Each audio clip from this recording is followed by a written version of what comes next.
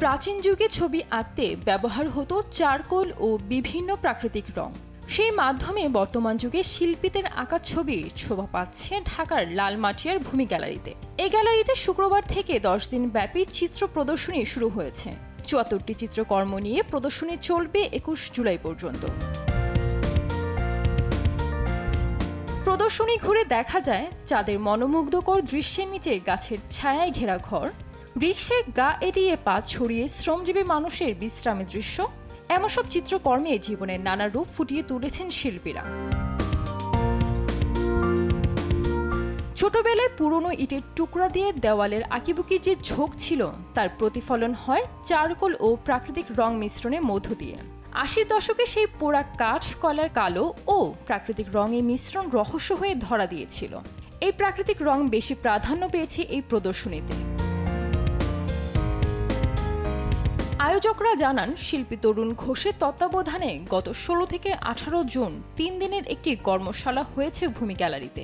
কর্মশালায় ১৫ জন শিল্পী উপস্থিত হয়ে ছবি এঁকেছেন, আর ৪ জন শিল্পী বিদেশে থেকেও কর্মশালাটিতে যুক্ত থেকেছেন। মূলত এই ১৯ জন শিল্পীর চিত্রকর্ম নিয়ে এই প্রদর্শনী। আমাদের দেশে পুরনো অনেক আদিকাল থেকে যে শিল্প চর্চা বা একদম প্রিহিস্ট্রিতে যদি দেখি, কেপ পেন্টিং, এই যে আঁকিঝুঁকি করা, এটাও হাতের কাছে যা কিছু পেয়েছে তাই দিয়েই তো সেটা আঁকিঝুঁকি করেছে।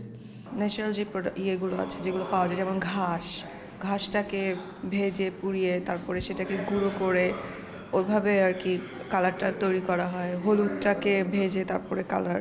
সকাল থেকে বিকাল পর্যন্ত ৩ দিন আমাদের একটা আর্ট ক্যাম্প চললো। সে ন্যাচারাল গুঁড়া, তার সাথে চারকল, তারপরে আপনার আমাদের যে ঘাসটার সাথে সেটাকে বার্ন করে সেটার গুঁড়া দিয়ে করা, তাই এগুলো সবই একটা অর্গানিক।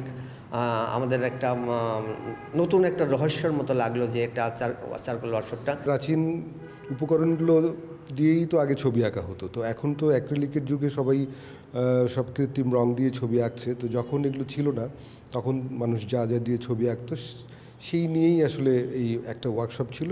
চারকোল থেকে এগুলোর যে ব্যবহার এত ইন্টারেস্টিং, আমরাও উদ্বুদ্ধ, মনে হচ্ছিল আমি একটা এঁকে ফেলবো। আয়োজকরা আরও জানান, এটি চিত্রকলার অনেক প্রাচীন একটি মাধ্যম। সেই ধারাটি এ প্রজন্মের শিল্পীদের মধ্যে ছড়িয়ে দেয়াই এই প্রদর্শনীর মূল লক্ষ্য। সানজিদা আক্তার, দেশ টিভি।